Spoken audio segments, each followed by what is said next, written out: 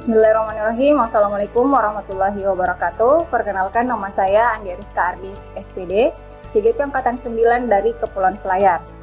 Hari ini saya akan melakukan salah satu tahapan dari supervisi klinis yang akan saya lakukan bersama Ibu Andi Husna, guru matematika di sekolah kami di UPT SMPN Kauyadi nomor 15 Kepulauan Selayar.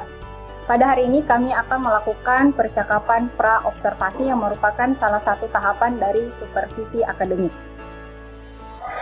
Assalamualaikum Bu Husna.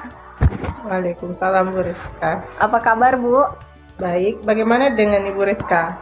Alhamdulillah kabar baik juga. Terima kasih Bu Husna sudah bersedia untuk saya supervisi.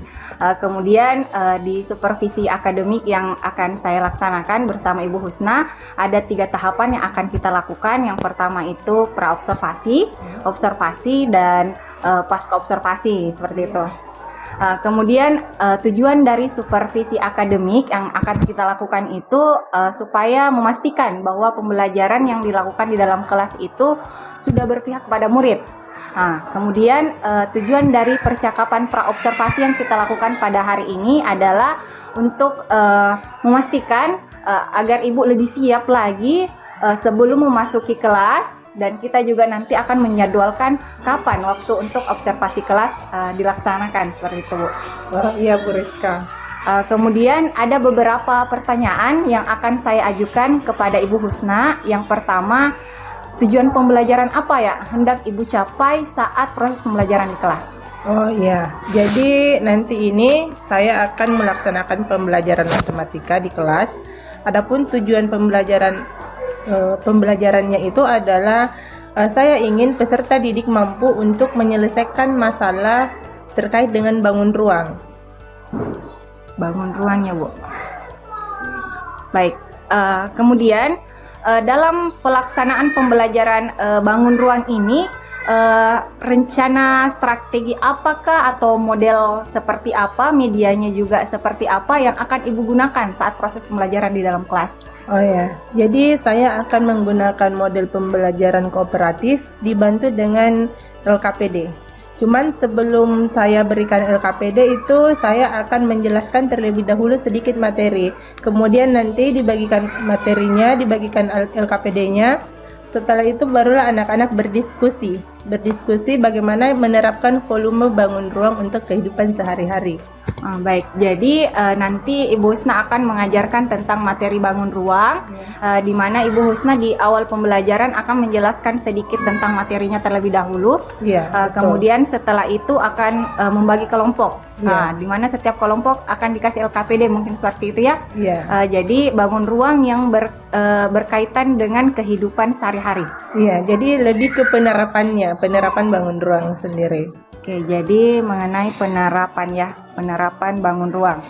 Baik Bu, apa yang mungkin jadi aspek pengembangan yang hendak diobservasi atau yang nanti bisa menjadi fokus saya untuk melihat bagian ini yang akan saya lebih fokuskan saat mengobservasi Ibu Husna di dalam kelas. Ya, jadi selain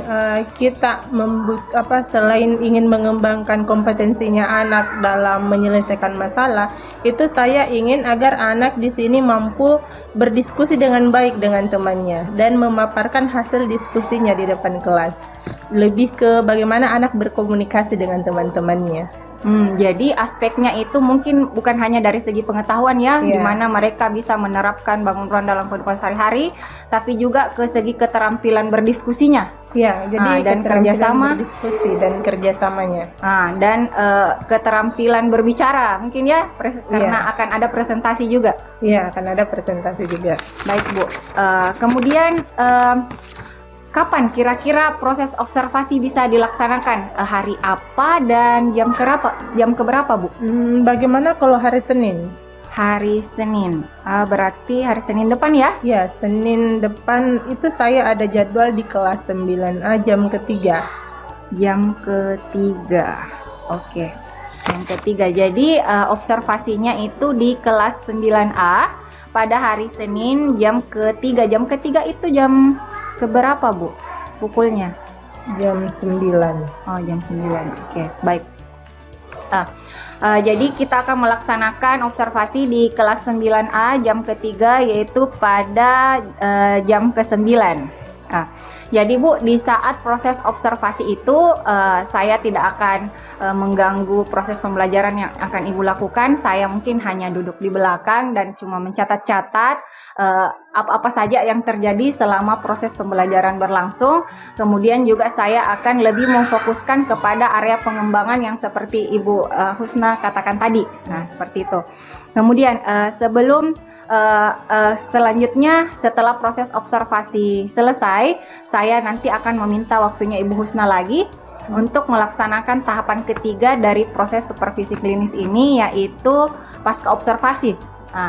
Di mana pasca observasi ini Bu, nanti saya akan ditemani oleh pengajar praktik, yaitu Ibu Herlina.